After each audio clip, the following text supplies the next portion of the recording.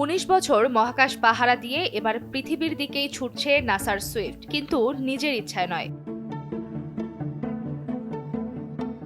যে মহাকাশযান একসময় মহাবিশ্বের ভয়ঙ্কর বিস্ফোরণ খুঁজে বেরিয়েছে, এখন নিজেই হারিয়ে ফেলেছে তার কক্ষপথ।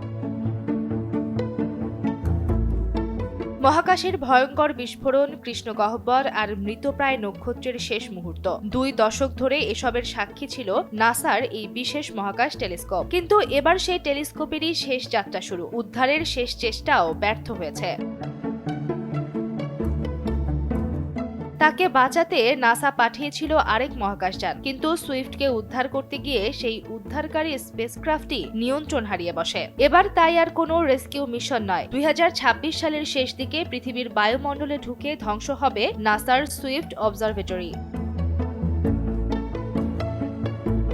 2004 সালের 30 নভেম্বর মহাকাশে পাঠানো হয় সুইফট অবজারভেটরিকে। এর কাজ ছিল মহাবিশ্বের সবচেয়ে শক্তিশালী বিস্ফোরণগুলোর একটি গামা রশ্মি বিস্ফোরণ বা জিআরবি দ্রুত শনাক্ত করা এবং সেগুলো নিয়ে বিজ্ঞানীদের তথ্য দেয়া। শুধু গামা রশ্মির বিস্ফোরণ নয়, সুইফট দৃশ্যমান আলো, অতিবেগুনি রশ্মি এবং এক্স রশ্মিতেও মহাকাশ পর্যবেক্ষণ করেছে। এমনকি কোনো গামা রশ্মির বিস্ফোরণ শনাক্ত করার কয়েক সেকেন্ডের মধ্যেই তার অবস্থান পৃথিবীর ভূস্টেশনগুলোকে জানাতে পারত এই টেলিস্কোপ।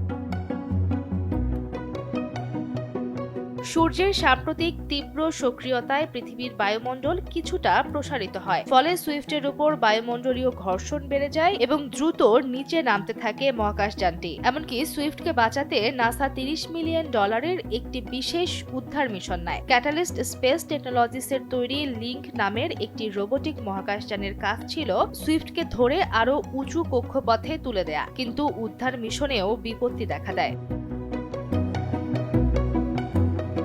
মহাকাশে যাওয়ার পর লিঙ্কের অ্যাটিটিউড কন্ট্রোল বা অবস্থান নিয়ন্ত্রণে বড় সমস্যা দেখা দেয়। এক পর্যায়ে স্পেসক্রাফটটি অনিয়ন্ত্রিতভাবে ঘুরতে শুরু করে। নিয়ন্ত্রণ কিছুটা ফিরিয়ে আনা গেলেও সুইফটকে ধরার মতো নির্ভরযোগ্য অবস্থান নিয়ন্ত্রণ সম্ভব হয়নি। শেষ পর্যন্ত 19 আগস্ট 2026 নাসা ও ক্যাটালিস্ট ঘোষণা করে সুইফটকে আর কক্ষপথে উপরে তোলার চেষ্টা করা হবে না।